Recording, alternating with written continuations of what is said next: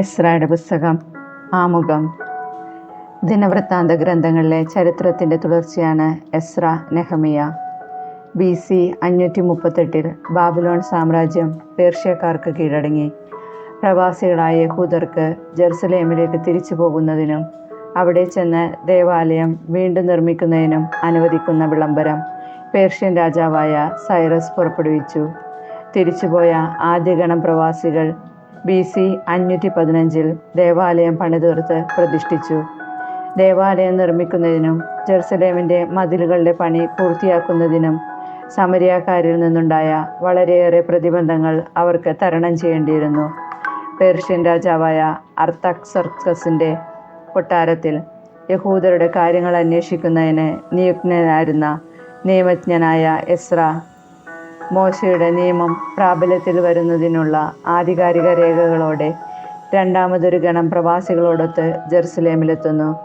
അദ്ദേഹത്തിൻ്റെ പേരിലാണ് എസ്ര ഗ്രന്ഥം അറിയപ്പെടുന്നത്. വിദേശികളുമായി വിവാഹബന്ധത്തിലേർപ്പെട്ട യഹൂദർക്കെതിരെ അദ്ദേഹം കർശന നടപടികൾ സ്വീകരിച്ചു. അർത്താക്സർക്കസിൻ്റെ പാനപാത്രവാഹകനായിരുന്ന നെഹമിയായും രാജാവിൻ്റെ അംഗീകാരത്തോടെ ജെറുസലേമിലെത്തി അതിൻ്റെ മതിലുകളുടെ പണി പൂർത്തിയാക്കി. നെഹമിയ രാജാവിൻ്റെ ഉന്നത സ്ഥാനപതിയായി നിയമിതനായി. എസ്ര നിയമഗ്രന്ഥം ജനങ്ങളുടെ മുമ്പാകെ വായിച്ചു. എസ്രായും നെഹമിയായും മതനവീകരണ പ്രവർത്തനങ്ങൾക്ക് നേതൃത്വം നൽകി. ബാബിലോൺ പ്രവാസത്തിന് ശേഷമുള്ള യഹൂദരുടെ പുനരുദ്ധാരണത്തെപ്പറ്റിയുള്ള ഏറ്റവും പ്രധാനപ്പെട്ട രേഖകളാണ് ഈ ഗ്രന്ഥങ്ങൾ. എസ്രായുടെ പുസ്തകത്തിൽ നിന്ന് അധ്യായം 1. പ്രവാസികളുടെ തിരിച്ചുവരവ്.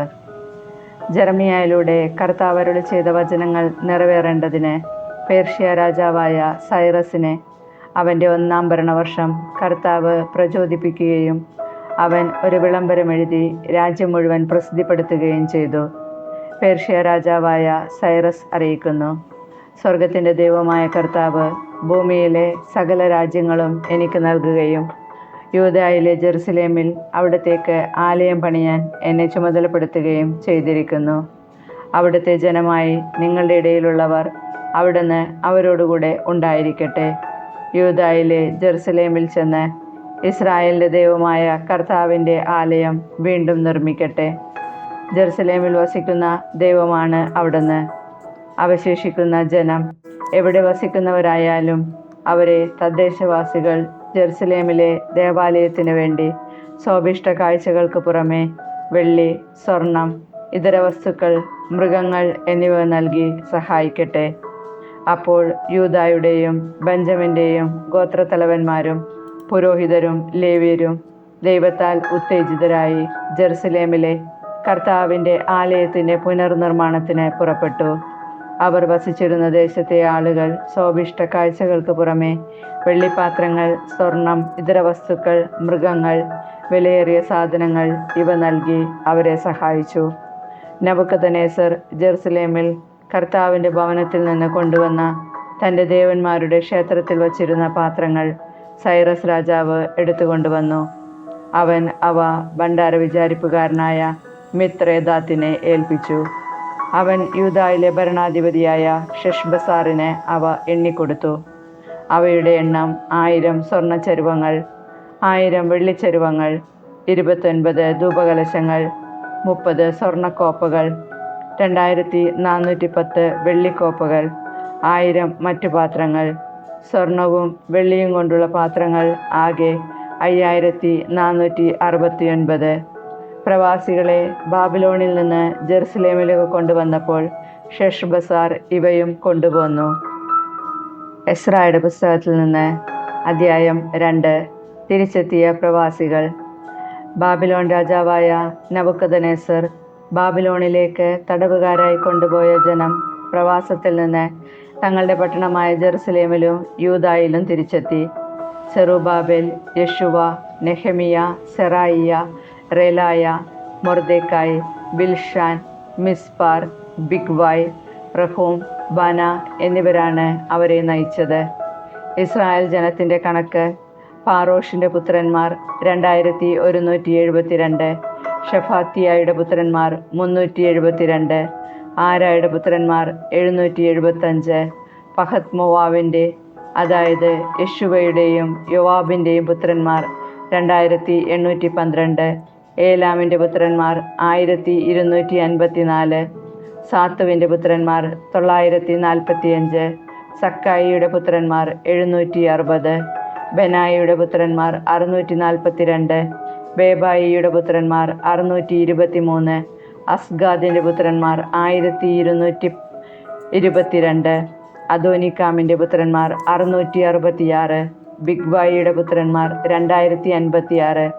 അദീനിൻ്റെ പുത്രന്മാർ 454. അദേറിൻ്റെ, അതായത് ഹെസക്കിയയുടെ പുത്രന്മാർ 98. ബേസായിയുടെ പുത്രന്മാർ 323. യോറായുടെ പുത്രന്മാർ 112. ഹാഷൂമിൻ്റെ പുത്രന്മാർ 223. ഗിബ്ബാറിൻ്റെ പുത്രന്മാർ 95. ബേത്ത്ലേഹമിലെ ആളുകൾ 123. നെത്തോഫായിലെ ആളുകൾ 56. അനാത്തോത്തിലെ ആളുകൾ 128. അസ്മാവത്തിലെ ആളുകൾ 42. കിരിയാദാറിം, കേഫിറ, ബെറോത്ത് എന്നിവിടങ്ങളിലെ ആളുകൾ 743. റാമായിലെയും ഗേബായിലെയും ആളുകൾ 621. മിക്മാസിലെ ആളുകൾ 122. ബദേലിലെയും ആയിയിലെയും ആളുകൾ 223. നെബോയിലെ ആളുകൾ 52. മഗ്ബീഷിലെ ആളുകൾ 186. മറ്റ് ഏലാമിലെ ആളുകൾ 1254. ഹാരിമിലെ ആളുകൾ 320. ലോദ്, ഹാദിദ്, ഓനോ എന്നിവിടങ്ങളിലെ ആളുകൾ 725. ജെറീക്കോയിലെ ആളുകൾ 345. സേനായിലെ ആളുകൾ 3630. പുരോഹിതന്മാർ യെശുവയുടെ കുടുംബത്തിലെ ദയായുടെ പുത്രന്മാർ 973. ഇമ്മറിൻ്റെ പുത്രന്മാർ 1052.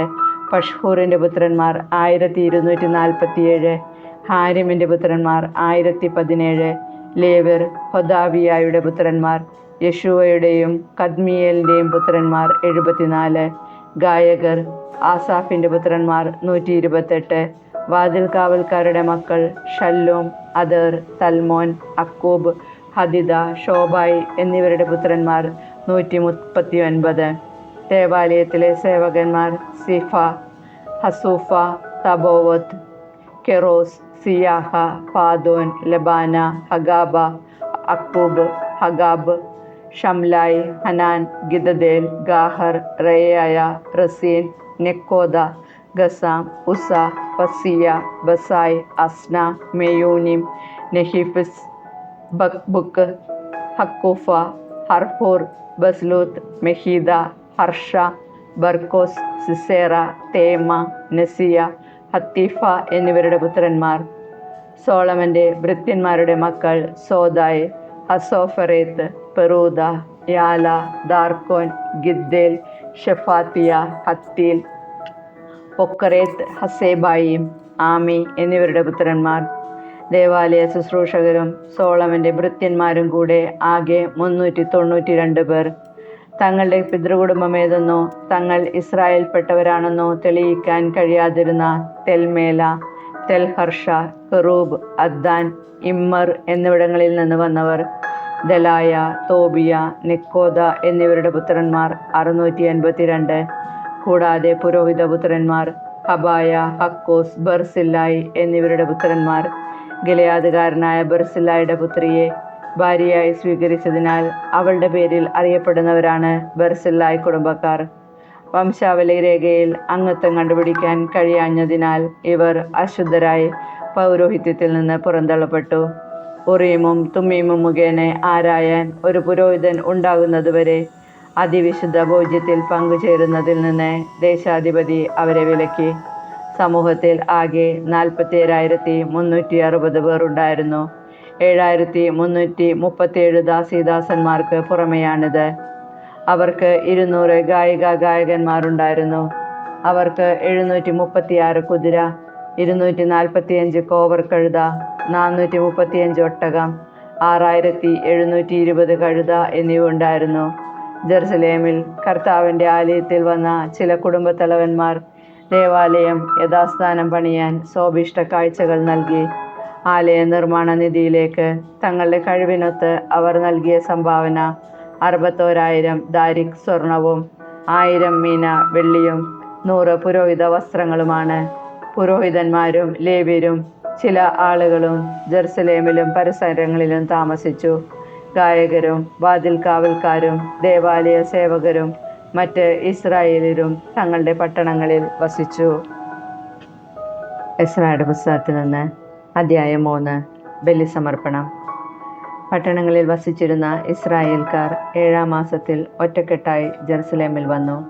യോസദാക്കിൻ്റെ പുത്രനായ യെശുവ സഹപുരോഹിതന്മാരോടും ഷയാൽത്തിയേലിൻ്റെ പുത്രൻ സെറുബാബേൽ തൻ്റെ സഹോദരന്മാരോടും കൂടെ ദൈവപുരുഷനായ മോശയുടെ നിയമത്തിൽ എഴുതിയിരിക്കുന്നതനുസരിച്ച് ദഹനബലി അർപ്പിക്കുന്നതിന് ഇസ്രായേലിൻ്റെ ദൈവത്തിൻ്റെ ബലിപീഠം പണിതു. ദേശവാസികളെ ഭയന്ന് അവർ ബലിപീഠം പൂർവ്വസ്ഥാനത്ത് സ്ഥാപിച്ചു.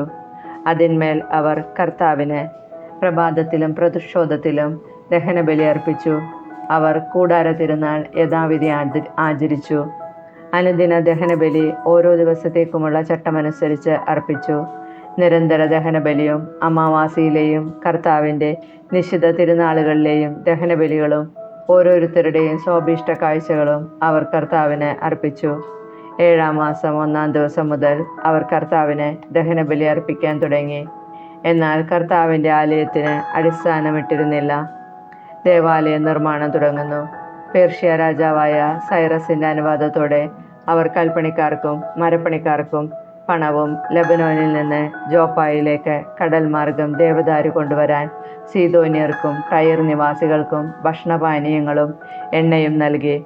അവർ ജെറുസലേമിൽ ദേവാലയത്തിലേക്ക് വന്നതിൻ്റെ 2-ാം വർഷം 2-ാം മാസം ഷയാൽത്തിയേലിൻ്റെ മകൻ സെറുബാബേലും യോസാദാക്കിൻ്റെ മകൻ യെശുവയും കൂടെ തങ്ങളുടെ മറ്റു സഹോദരന്മാർ, പുരോഹിതന്മാർ, ലേവ്യർ, പ്രവാസത്തിൽ നിന്ന് ജെറുസലേമിൽ വന്നവർ എന്നിവരോടൊപ്പം പണിയാരംഭിച്ചു. കർത്താവിൻ്റെ ആലയം നിർമ്മിക്കുന്നതിൻ്റെ മേൽനോട്ടം വഹിക്കാൻ 20-ഉം അതിനുമേലും പ്രായമുള്ള ലേവ്യരെ നിയോഗിച്ചു. യെശുവയും പുത്രന്മാരും ചാർച്ചക്കാരും യൂദായുടെ മക്കളായ കദ്മിയേലും പുത്രന്മാരും ഹെനാദാദിൻ്റെ പുത്രന്മാരും ലേവ്യരും അവരുടെ പുത്രന്മാരും ചാർച്ചക്കാരും ചേർന്ന് മേൽനോട്ടം വഹിച്ചു.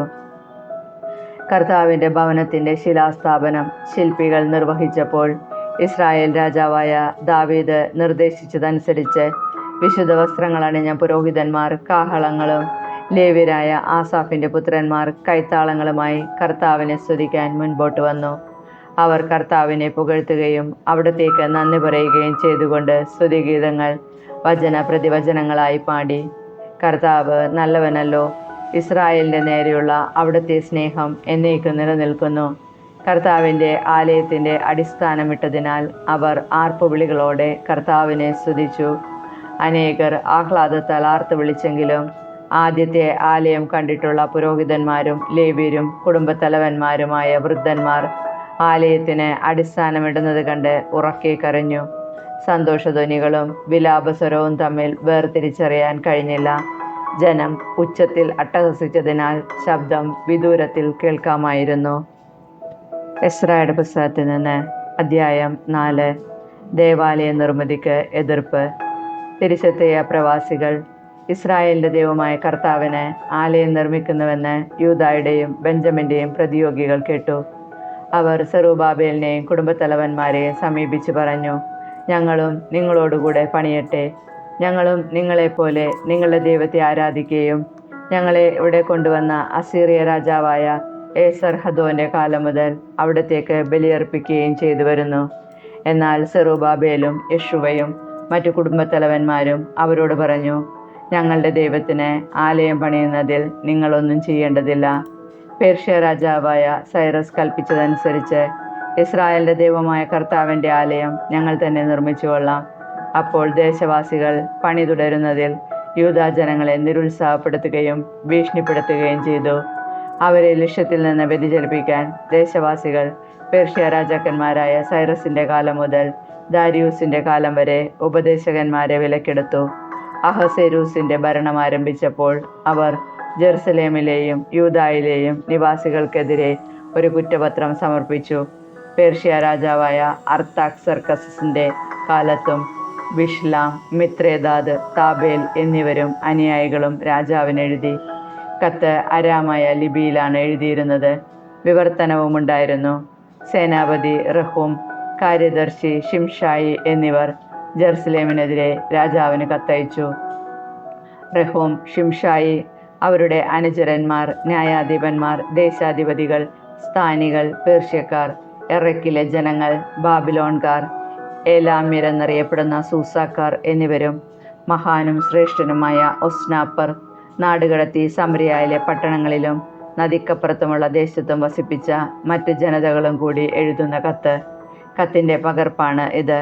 അർത്താക്സർക്കസ് രാജാവിന് നദിക്കക്കരെയുള്ള ദേശത്ത് വസിക്കുന്ന ദാസന്മാരുടെ മംഗളാശംസകൾ. അങ്ങയുടെ അടുത്തു നിന്ന് വന്ന യഹൂദർ ജെറുസലേമിലേക്ക് പോയി എന്നറിയിക്കട്ടെ. കലഹക്കാരുടെയും ദുഷ്ടന്മാരുടെയുമായ ആ പട്ടണത്തിൻ്റെ പുനർനിർമ്മാണം അവർ ആരംഭിച്ചിരിക്കുന്നു. അവർ അതിൻ്റെ മതിലുകൾ പൂർത്തിയാക്കുകയും അസ്ഥിവാരത്തിൻ്റെ അറ്റകുറ്റപ്പണി നടത്തുകയും ചെയ്യുന്നു. മതിലുകൾ പൂർത്തിയാക്കുകയും നഗരം പുനഃസ്ഥാപിക്കുകയും ചെയ്താൽ അവർ കപ്പമോ കരമോ ചുങ്കമോ തരുകയില്ല. അങ്ങനെ രാജഭണ്ഡാരം ക്ഷയിക്കുമെന്ന് അറിഞ്ഞാലും രാജാവിനെ അനാദരിക്കുന്നതിനെ കണ്ടുകൊണ്ടിരിക്കാൻ അങ്ങയുടെ ആശ്രിതന്മാരായ ഞങ്ങൾക്ക് കഴിയുകയില്ല. അതിനാൽ ഞങ്ങൾ അങ്ങയെ വിവരമറിയിക്കുന്നു. അങ്ങയുടെ പിതാക്കന്മാരുടെ ചരിത്രരേഖകൾ പരിശോധിച്ചാൽ ഈ നഗരം കലഹകാരിയും രാജാക്കന്മാർക്കും ദേശങ്ങൾക്കും ഉപദ്രവകാരിയുമാണെന്നും പണ്ട് മുതലേ അവിടെ കലഹം പൊട്ടിപ്പുറപ്പെട്ടിരുന്നെന്നും അറിയാൻ കഴിയും. അതിനാലാണ് ഈ പട്ടണം നശിച്ചത്. പട്ടണം പുനഃസ്ഥാപിക്കുകയും മതിലുകൾ പൂർത്തിയാക്കുകയും ചെയ്താൽ നദിക്കിക്കരെയുള്ള ദേശത്ത് അങ്ങേക്കൊരവകാശവും ഉണ്ടായിരിക്കുകയില്ലെന്ന് അറിഞ്ഞാലും രാജാവ് മറുപടി അയച്ചു. സൈന്യാധിപനായ റെഹൂമിനും കാര്യദർശിയായ ഷിംഷായിക്കും സമരിയായിലും നദിക്കക്കരെയുള്ള മറ്റു ദേശത്തും വസിക്കുന്ന അവരുടെ അനുയായികൾക്കും ശുഭാശംസകൾ. നിങ്ങൾ അയച്ച കത്ത് ഞാൻ വ്യക്തമായി വായിച്ചു കേട്ടു. ഞാനൊരു കൽപ്പന പുറപ്പെടുവിച്ച് അന്വേഷണം നടത്തി. പണ്ട് മുതലേ ഈ നഗരം രാജാക്കന്മാരെ എതിർക്കുകയും കലഹവും കലാപവും അവിടെ നടമാടുകയും ചെയ്തിരുന്നു എന്ന് വ്യക്തമായി. നദിക്കക്കരെയുള്ള ഭൂവിഭാഗം മുഴുവൻ ഭരിച്ചിരുന്ന ശക്തരായ രാജാക്കന്മാർ ജെറുസലേമിലുണ്ടായിരുന്നു. അവർ കപ്പവും കരവും ചുങ്കവും ഈടാക്കിയിരുന്നു. ഞാൻ കൽപ്പന പുറപ്പെടുവിക്കുന്നതുവരെ നഗരനിർമ്മാണം നിർത്തിവെക്കാൻ അവരോട് ആജ്ഞാപിക്കുവേൻ. ഇക്കാര്യത്തിൽ അയവ് വരുത്തരുത്. വരുത്തിയാൽ അതും രാജാവിന് ഉപദ്രവകരമായി തീരും. അർത്താക്സർക്കസ് രാജാവിൻ്റെ കത്തിൻ്റെ പകർപ്പ് വായിച്ചു കേട്ട റെഹൂമും കാര്യദർശിയായ ഷിംഷായിയും അനുയായികളും ജെറുസലേമിലെ യഹൂദരുടെ അടുത്തേക്ക് തിടുക്കത്തിൽ ചെന്ന് അധികാരവും ബലവും ഉപയോഗിച്ച് പണി നിർത്തിവെപ്പിച്ചു. അങ്ങനെ ജെറുസലേമിലെ ദേവാലയത്തിൻ്റെ പണി നിലച്ചു. പേർഷ്യ രാജാവായ ദാരിയുസിൻ്റെ 2-ാം ഭരണം വർഷം വരെ അത് മുടങ്ങിക്കിടന്നു. എസ്രായുടെ പുസ്തകത്തിൽ നിന്ന് അധ്യായം 5. ദേവാലയത്തിൻ്റെ പണി തുടരുന്നു. പ്രവാചകന്മാരായ ഹഗ്ഗായിയും ഇദ്ദോയുടെ മകൻ സക്രിയായും ഇസ്രായേലിൻ്റെ ദൈവത്തിൻ്റെ നാമത്തിൽ യൂദായിലും ജെറുസലേമിലുമുള്ള യഹൂദരോട് പ്രവചിച്ചു.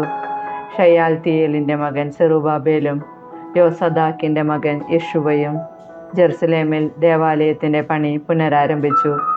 ദൈവത്തിൻ്റെ പ്രവാചകന്മാരും അവരെ സഹായിച്ചു. നദിക്കക്കരെയുള്ള പ്രദേശത്തെ അധിപതിയായ തത്തേനായിയും ഷത്താർ ബൊസേനായിയും അനുയായികളും അവരോട് ചോദിച്ചു, ഈ ആലയം പൂർത്തിയാക്കാൻ ആരാണ് നിങ്ങൾക്ക് അധികാരം തന്നത്? കെട്ടിടം പണിയുന്നവർ ആരൊക്കെയെന്നും അവർ തിരക്കി.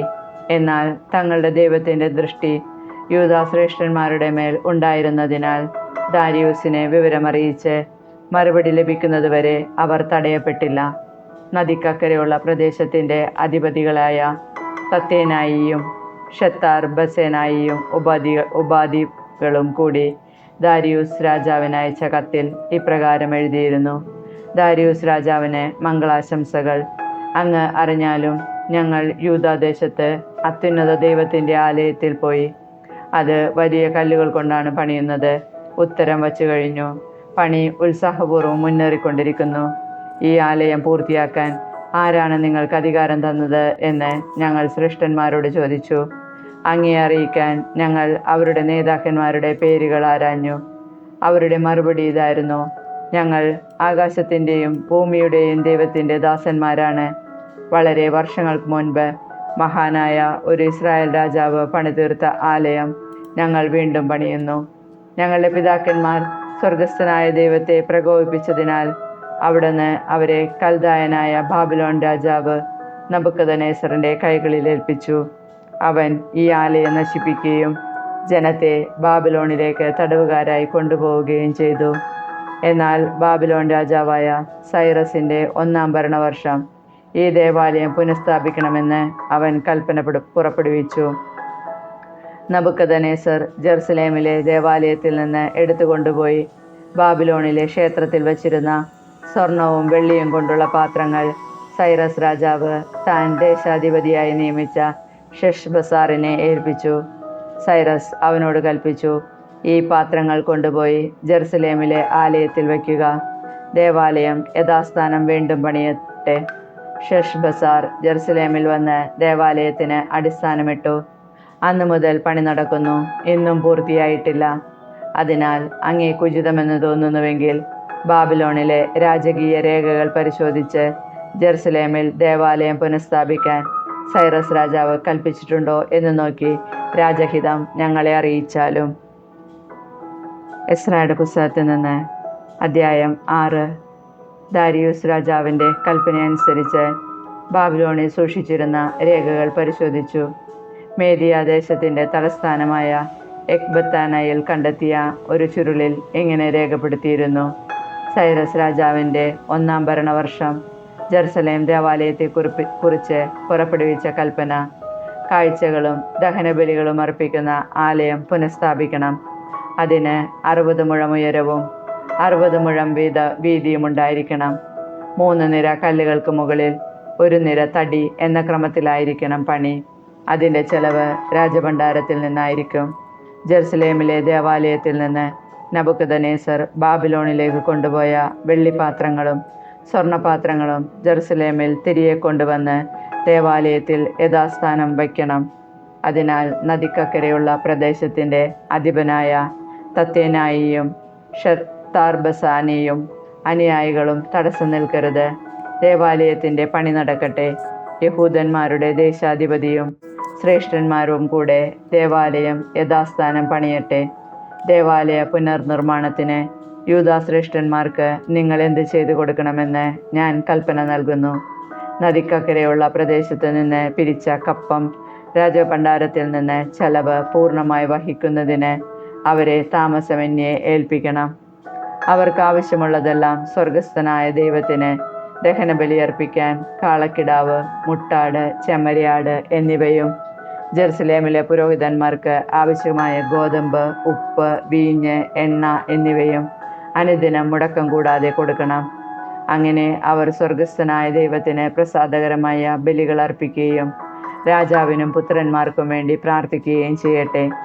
ഈ കൽപ്പന ലംഘിക്കുന്നവൻ്റെ വീടിൻ്റെ തുലാം വലിച്ചെടുത്ത് അവനെ അതിൽ കോർക്കണം. അവൻ്റെ ഭവനം കുപ്പക്കൂനാക്കുകയും വേണം എന്ന് ഞാൻ കൽപ്പിക്കുന്നു. ഈ കൽപ്പന ലംഘിക്കുകയോ ജെറുസലേമിലെ ദേവാലയം നശിപ്പിക്കാൻ ശ്രമിക്കുകയോ ചെയ്യുന്ന രാജാക്കന്മാരെയും ജനങ്ങളെയും തൻ്റെ നാമം അവിടെ സ്ഥാപിച്ച ദൈവം നശിപ്പിക്കട്ടെ. ഞാൻ ദാരിയൂസ് പുറപ്പെടുവിക്കുന്ന കൽപ്പന ഇത് ശ്രദ്ധാപൂർവം നിറവേറ്റണം. ദേവാലയ പ്രതിഷ്ഠ. ദാരിയൂസ് രാജാവിൻ്റെ കൽപ്പന. നദിക്കക്കരെയുള്ള ദേശത്തിൻ്റെ അധിപതികളായ തത്തേനായിയും ഷത്താർബസേനായിയും അനുചരന്മാരും സുഹൃത്തുക്കളും ശുഷ്കാന്തിയോടെ അനുവർത്തിച്ചു. പ്രവാചകന്മാരായ ഹഗ്ഗായി, ഇദ്ദോയുടെ മകൻ സക്രിയ എന്നിവർ ആഹ്വാനം ചെയ്തതനുസരിച്ച് യൂദാശ്രേഷ്ഠന്മാർ പണി ത്വരിതപ്പെടുത്തി.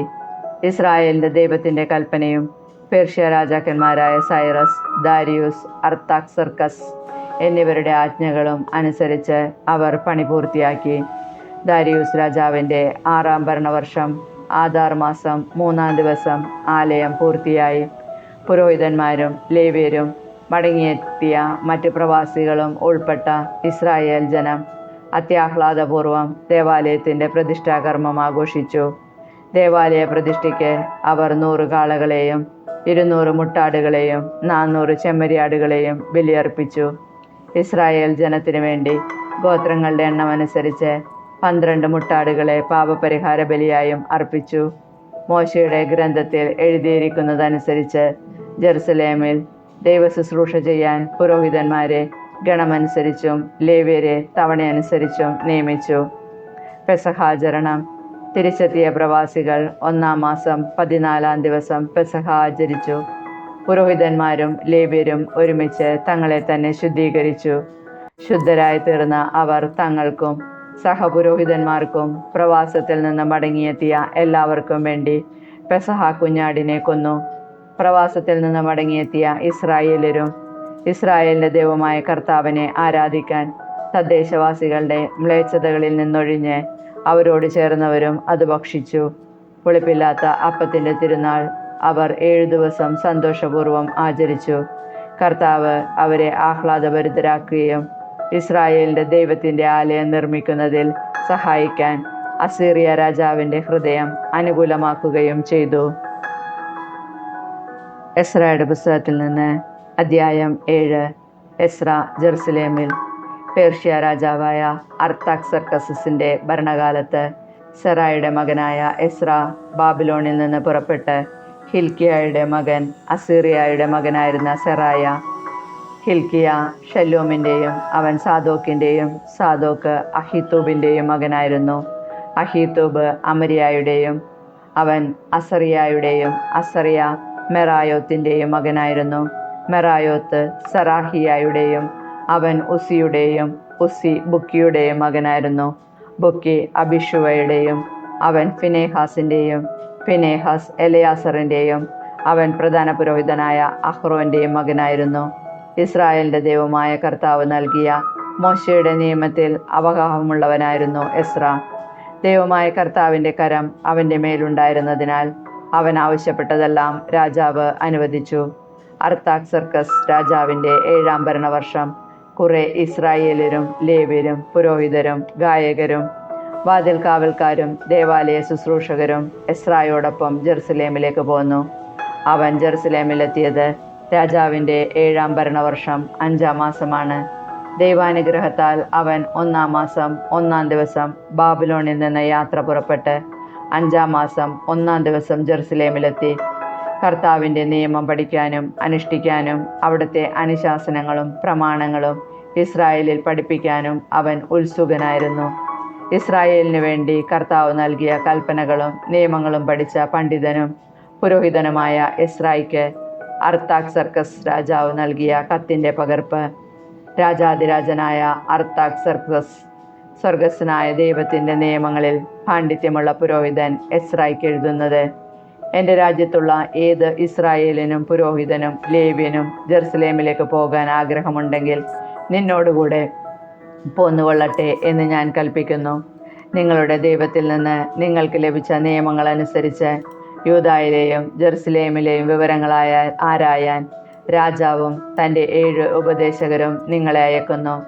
ജെറുസലേമിൽ വസിക്കുന്ന ഇസ്രായേലിൻ്റെ ദൈവത്തിന് രാജാവും ഉപദേശകരും ശോഭിഷ്ട കാഴ്ചയായി അർപ്പിക്കുന്ന സ്വർണവും വെള്ളിയും നിങ്ങൾ കൊണ്ടുപോകണം.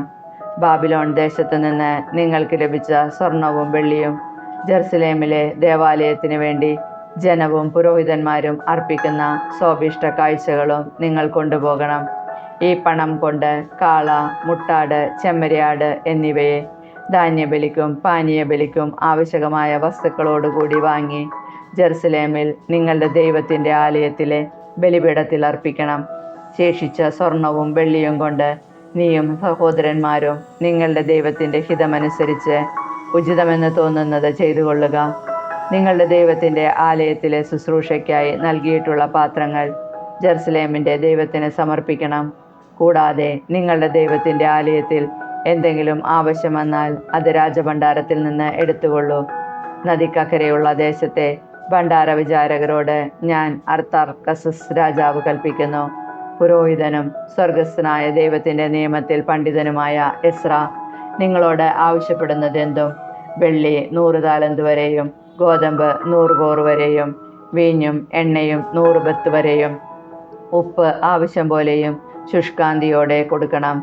സ്വർഗസ്ഥനായ ദൈവത്തിൻ്റെ ക്രോധം രാജാവിൻ്റെയും പുത്രന്മാരുടെയും രാജ്യത്തിന്മേൽ പതിക്കാതിരിക്കാൻ അവിടുന്ന് കൽപ്പിക്കുന്നതെന്തും അവിടുത്തെ ആലയത്തിന് വേണ്ടി കൊടുക്കാൻ ശ്രദ്ധിക്കുക. പുരോഹിതന്മാർ, ലേവ്യർ, ഗായകർ, വാതിൽ കാവൽക്കാർ, ദേവാലയ ശുശ്രൂഷകർ, ഇതര സേവകർ എന്നിവരുടെ മേൽ കപ്പം, നികുതി, ചുങ്കം ഇവ ചുമത്തുന്നത് ഞാൻ വിലക്കുന്നു. എസ്ര, നിന്റെ ദൈവത്തിൽ നിന്ന് നിനക്ക് ലഭിച്ചിരിക്കുന്ന ജ്ഞാനമനുസരിച്ച് നദിക്കക്കരെയുള്ള ദേശത്തെ ജനത്തിന് ന്യായപാലനം നടത്താൻ നിങ്ങളുടെ ദൈവത്തിൻ്റെ നിയമം അറിവുള്ളവരിൽ നിന്ന് ന്യായാധിപന്മാരെ നിയമിക്കുകയും നിയമപരിജ്ഞാനമില്ലാത്തവരെ അത് പഠിപ്പിക്കുകയും ചെയ്യുക. നിങ്ങളുടെ ദൈവത്തിൻ്റെയോ രാജാവിൻ്റെയോ നിയമം ലംഘിക്കുന്നവരെ കർശനമായി ശിക്ഷിക്കുക. അവരെ വധിക്കുകയോ നാടുകടത്തുകയോ തടവിലിടുകയോ അവരുടെ വസ്തുവകകൾ കണ്ടുകെട്ടുകയോ ആകാം. ജെറുസലേമിൽ കർത്താവിൻ്റെ ആലയം മനോഹരമായി പണിതുയർത്തുന്നതിന് രാജാവിനെ പ്രചോദിപ്പിച്ച നമ്മുടെ പിതാക്കന്മാരുടെ ദൈവമായ കർത്താവ് വാഴ്ത്തപ്പെടട്ടെ. രാജാവിൻ്റെയും ഉപദേഷ്ടാക്കളുടെയും സേവക പ്രമുഖരുടെയും മുൻപിൽ അവിടുന്ന് തൻ്റെ അനശ്വര സ്നേഹം എൻ്റെ മേൽ ചൊരിഞ്ഞു. എൻ്റെ ദൈവമായ കർത്താവിൻ്റെ കരം എൻ്റെ മേലുണ്ടായിരുന്നതിനാൽ പ്രമുഖന്മാരായ ഇസ്രായേലരെ കൂട്ടിക്കൊണ്ടുപോകുന്നതിന് ഞാൻ ധൈര്യപ്പെട്ടു. എസ്രായുടെ പുസ്തകത്തിൽ നിന്ന് അധ്യായം 8. എസ്രായോടുകൂടെ വന്നവർ. അർത്താക്സർക്കസ് രാജാവിൻ്റെ ഭരണകാലത്ത് എന്നോടൊപ്പം ബാബിലോണിൽ നിന്ന് പോന്ന കുടുംബത്തലവന്മാർ വംശാവലിക്രമത്തിൽ ഫിനെഹാസ് കുടുംബത്തിൽപ്പെട്ട ഗർഷോം, ഇത്താമർ വംശജനായ ദാനിയേൽ, ദാവീദിൻ്റെ കുടുംബത്തിൽപ്പെട്ട ഷെക്കാനിയായുടെ പുത്രൻ ഹത്തൂഷ്, പാരോഷ് കുടുംബത്തിൽപ്പെട്ട സക്രിയായും 150 പേരും, പഹാത്ത് മൊവാബ് വംശജനായ സെറാഹിയായുടെ മകൻ എലിയോഹവനായും 200 പേരും, സാത്തുവിൻ്റെ കുടുംബത്തിൽപ്പെട്ട യഹസിയേലിൻ്റെ മകൻ ഷെക്കാനിയായും 300 പേരും, അദീൻ വംശജനായ ജോനാഥൻ്റെ മകൻ ഏബദും 50 പേരും, ഏലാമിൻ്റെ കുടുംബത്തിൽപ്പെട്ട അത്താലിയയുടെ മകൻ യെഷായയും 70 പേരും, ഷെഫാത്തിയ വംശജനായ മിഗ്യാലിൻ്റെ മകൻ സെബാദിയായും 80 പേരും, യോവാബിൻ്റെ കുടുംബത്തിൽപ്പെട്ട യഹിയേലിൻ്റെ മകൻ ഒബാദിയായും 218 പേരും, ബാനി വംശജനായ യോസിഫായുടെ മകൻ ഷെലോമിത്തും 160 പേരും, ബേബായിയുടെ കുടുംബത്തിൽപ്പെട്ട ബേബായിയുടെ മകൻ സക്രിയായും 28 പേരും, അസ്ഗാദിൻ്റെ കുടുംബത്തിൽപ്പെട്ട ഹക്കാനാത്തിൻ്റെ മകൻ യോഹനാനും 110 പേരും, അദോനിക്കാമിൻ്റെ കുടുംബത്തിൽപ്പെട്ട എലീഫലേത്ത്, യബുവേൽ, ഷെമായ എന്നിവരും 60 പേരും. ഇവർ പിന്നീടാണ് വന്നത്. ബിഗ്വായ് വംശജനായ ഉത്തായിയും സക്കൂറും 70 പേരും. അഹാവയിലേക്ക് ഒഴുകുന്ന നദിയുടെ തീരത്ത് ഞാൻ അവരെ ഒരുമിച്ച് കൂട്ടി. അവിടെ ഞങ്ങൾ 3 ദിവസം താവളമടിച്ചു. പുരോഹിതന്മാരെയും ജനത്തെയും പരിശോധിച്ചപ്പോൾ ലേവിയുടെ പുത്രന്മാരാരുമില്ലെന്ന് മനസ്സിലായി. അപ്പോൾ ഞാൻ എലിയസർ, അരിയേൽ, ഷെമായ, എൽനാദാൻ, യാരിബ്, എൽനാദാൻ, നാദാൻ, സക്രിയ, മെഷുല്ലാം എന്നീ പ്രമുഖന്മാർക്കും യോയാരിബ്, എൽനാദാൻ എന്നീ പ്രതിഭാശാലികൾക്കും ആളയച്ചു. ഞാൻ അവരെ കാസിഫിയായിലെ പ്രമുഖനായ ഇദ്ദോയുടെ അടുക്കലേക്ക് അയച്ചു. ഞങ്ങൾക്ക് ദേവാലയ ശുശ്രൂഷകരെ അയച്ചു തരണമെന്ന് കാസിഫിയായിലെ ദേവാലയ ശുശ്രൂഷകരായ ഇദ്ദോയോടും സഹോദരന്മാരോടും അഭ്യർത്ഥിക്കാനാണ് അവരെ അയച്ചത്. ദൈവകൃപയാൽ ഇസ്രായേലിൻ്റെ പുത്രനായ ലേവിയുടെ മകൻ മഹ്ലിയുടെ കുടുംബത്തിൽപ്പെട്ട വിവേകിയായ ഷെറബിയായെയും അവൻ്റെ പുത്രന്മാരും ബന്ധുജനങ്ങളുമായി 18 പേരെയും അവർ കൊണ്ടുവന്നു. ഹസാബിയായെയും അവനോടൊപ്പം മെറാറി കുടുംബത്തിൽപ്പെട്ട യെഷായയെയും അവൻ്റെ പുത്രന്മാരും ബന്ധുക്കളുമായി 20 പേരെയും അവർ കൊണ്ടുവന്നു. ദാവീദും സേവകന്മാരും ലേവ്യരുടെ ശുശ്രൂഷയ്ക്കായി വേർതിരിച്ചിരുന്ന 220 ദേവാലയ ശുശ്രൂഷകർക്ക് പുറമെയാണിവർ. ഇവരുടെ പേര് പട്ടികയിലുണ്ട്.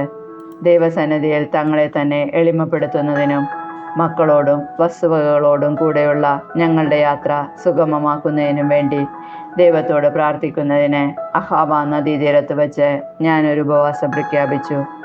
യാത്രയിൽ ഞങ്ങളെ ശത്രുക്കളിൽ നിന്ന് രക്ഷിക്കുന്നതിന് ഒരു സംഘം പടയാളികളെയും കുതിരപ്പടയെയും രാജാവിനോട് ആവശ്യപ്പെടാൻ എനിക്ക് ലജ്ജയായിരുന്നു.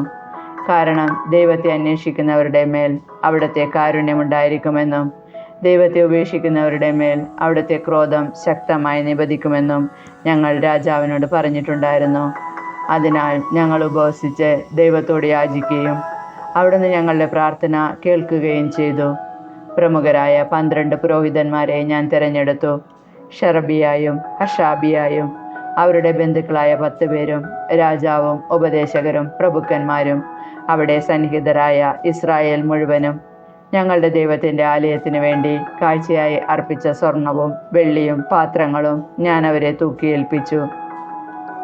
650 താലന്ത് വെള്ളി, 100 താലന്ത് വരുന്ന 50 വെള്ളിപ്പാത്രങ്ങൾ, 100 താലന്ത് സ്വർണം, 1000 ദാരിക്ക് വരുന്ന 20 സ്വർണ്ണപാത്രങ്ങൾ, സ്വർണം പോലെ അമൂല്യവും തിളങ്ങുന്നതുമായ 2 ഊട്ടുപാത്രങ്ങൾ ഇവയാണ് ഞാൻ തൂക്കിയേൽപ്പിച്ചത്. ഞാൻ അവരോട് പറഞ്ഞു, നിങ്ങൾ കർത്താവിന് വിശുദ്ധരാണ്. ഈ പാത്രങ്ങളും വിശുദ്ധമാണ്. ഈ സ്വർണവും വെള്ളിയും നിങ്ങളുടെ പിതാക്കന്മാരുടെ ദൈവമായ കർത്താവിനുള്ള സ്വാഭിഷ്ട കാഴ്ചകളാണ്. കർത്താവിൻ്റെ ആലയത്തിലെത്തി അവിടുത്തെ അറകൾക്കുള്ളിൽ വെച്ച് പ്രധാന പുരോഹിതന്മാരുടെയും ലേവ്യരുടെയും ജെറുസലേമിലുള്ള ഇസ്രായേൽ കുടുംബത്തലവന്മാരുടെയും മുമ്പാകെ തൂക്കിയേൽപ്പിക്കുന്നത് വരെ അവ സൂക്ഷിക്കുക. അങ്ങനെ പുരോഹിതന്മാരും ലേവ്യരും ജെറുസലേമിൽ ദേവാലയത്തിലേക്ക് കൊണ്ടുപോകുന്നതിന് സ്വർണവും വെള്ളിയും പാത്രങ്ങളും തൂക്കം ബോധ്യപ്പെട്ട് ഏറ്റുവാങ്ങി. 1-ാം മാസം 12-ാം ദിവസം ഞങ്ങൾ അവാഹ നദീതീരത്തു നിന്ന് ജെറുസലേമിലേക്ക് പുറപ്പെട്ടു. ദൈവത്തിൻ്റെ കരം ഞങ്ങളോടുകൂടെ ഉണ്ടായിരുന്നു. അവിടുന്ന് ഞങ്ങളെ ശത്രുക്കളിൽ നിന്നും വഴിയിലുള്ള അപകടങ്ങളിൽ നിന്നും രക്ഷിച്ചു. ഞങ്ങൾ ജെറുസലേമിലെത്തി 3 ദിവസം വിശ്രമിച്ചു. 4-ാം ദിവസം ഞങ്ങളുടെ ദൈവത്തിൻ്റെ ആലയത്തിൽ വെച്ച് ഊറിയായുടെ മകനും പുരോഹിതനുമായ മെറോമോത്തിനെ സ്വർണവും വെള്ളിയും പാത്രങ്ങളും തൂക്കിയേൽപ്പിച്ചു. ഫിനെഹാസിൻ്റെ മകൻ എലയാസറും ലേവ്യരും യെശുവയുടെ മകൻ യോസാബാദും ബിന്നൂയിയുടെ മകൻ നൊവാദിയായും അവനോടൊപ്പം ഉണ്ടായിരുന്നു. അവയുടെ എണ്ണവും തൂക്കവും തിട്ടപ്പെടുത്തി കുറിച്ചുവെച്ചു. മടങ്ങിയെത്തിയ പ്രവാസികൾ ഇസ്രായേൽ ജനത്തിനു വേണ്ടി 12 കാള, 96 മുട്ടാട്, 77 ചെമ്മരിയാട് എന്നിവയെ ദഹനബലിയായും 12 മുട്ടാടിനെ പാപപരിഹാര ബലിയായും ഇസ്രായേലിൻ്റെ ദൈവത്തിന് അർപ്പിച്ചു. ഇതെല്ലാം കർത്താവിനുള്ള ദഹനബലിയാണ്. അവർ രാജകൽപ്പന പ്രഭുക്കന്മാരെയും നദിക്കക്കരെയുള്ള ഇടപ്രഭുക്കന്മാരെയും ദേശാധിപതികളെയും ഏൽപ്പിച്ചു. അവർ ജനത്തിനും ദേവാലയത്തിനും സഹായം നൽകി. എസ്രായുടെ പുസ്തകത്തിൽ നിന്ന് അധ്യായം 9. മിശ്രവിവാഹം. ഇത്രയുമായപ്പോൾ ജനനേതാക്കന്മാരിൽ ചിലർ എന്നെ സമീപിച്ചു പറഞ്ഞു, ഇസ്രായേൽ ജനവും പുരോഹിതന്മാരും ലേവ്യരും കാനാന്യർ, ഹിത്യർ, പെരീസ്യർ, ജബൂസ്യർ, അമ്മോന്യർ, മൊവാബ്യർ, ഈജിപ്തുകാർ, അമോര്യർ എന്നിവരിൽ നിന്ന് അകന്ന് വർത്തിക്കാതെ അവരുടെ മ്ലേച്ഛതകളിൽ മുഴുകിയിരിക്കുന്നു. ഇസ്രായേലിയർ തങ്ങൾക്കും തങ്ങളുടെ പുത്രന്മാർക്കും ഭാര്യമാരായി അവരുടെ പുത്രിമാരെ സ്വീകരിച്ചു. അങ്ങനെ വിശുദ്ധ വംശം തദ്ദേശവാസികളുമായി കലർന്ന് അശുദ്ധമായി.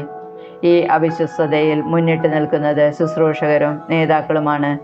ഇത് കേട്ട് ഞാൻ വസ്ത്രവും മേലങ്കിയും കീറി മുടിയും താടിയും വലിച്ചുപറിച്ചു സ്തബ്ധനായി ഇരുന്നു. സായാഹ്ന ബലിയുടെ സമയം വരെ ഞാൻ അങ്ങനെ ഇരുന്നു. മടങ്ങിയെത്തിയ പ്രവാസികളുടെ അവിശ്വസ്തതയെക്കുറിച്ച് ഇസ്രായേലിൻ്റെ ദൈവം അരുളി ചെയ്ത വാക്കുകേട്ട് പരിഭ്രാന്തരായ എല്ലാവരും എൻ്റെ ചുറ്റും കൂടി. സായാഹ്ന ബലിയുടെ സമയത്ത് ഞാൻ ഉപവാസത്തിൽ നിന്ന് എഴുന്നേറ്റ് കീറിയ വസ്ത്രവും മേലങ്കിയുമായി മുട്ടിന്മേൽ വീണ് എൻ്റെ ദൈവമായ കർത്താവിൻ്റെ നേർക്ക് കൈകൾ ഉയർത്തി അപേക്ഷിച്ചു. എൻ്റെ ദൈവമേ, അങ്ങയുടെ നേർക്ക് മുഖമുയർത്താൻ ഞാൻ ലജ്ജിക്കുന്നു. എന്തെന്നാൽ ഞങ്ങളുടെ തിന്മകൾ തലയ്ക്കുമീതെ ഉയർന്നിരിക്കുന്നു. ഞങ്ങളുടെ പാപം ആകാശത്തോളം എത്തിയിരിക്കുന്നു. ഞങ്ങൾ പിതാക്കന്മാരുടെ കാലം മുതൽ ഇന്ന് വരെ വലിയ പാപം ചെയ്തിരിക്കുന്നു.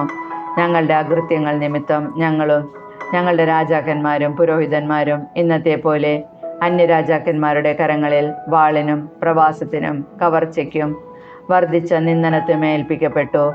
ഞങ്ങളിൽ ഒരു വിഭാഗത്തെ അവശേഷിപ്പിക്കുകയും അതിന് അവിടുത്തെ വിശുദ്ധ സ്ഥലത്ത് അഭയസ്ഥാനം നൽകുകയും ചെയ്തു. ഞങ്ങളുടെ ദൈവമായ കർത്താവ് ഞങ്ങളോട് ക്ഷണനേരത്തേക്ക് കരുണ കാണിച്ചിരിക്കുന്നു. അങ്ങനെ ഞങ്ങളുടെ ബന്ധനത്തിൽ ആശ്വാസം തന്ന ഞങ്ങളുടെ കണ്ണുകൾക്ക് തിളക്കം കൂട്ടി. ഞങ്ങൾ അടിമകളാണ്. ഞങ്ങളുടെ ദൈവം അടിമത്തത്തിൽ ഞങ്ങളെ ഉപേക്ഷിച്ചില്ല.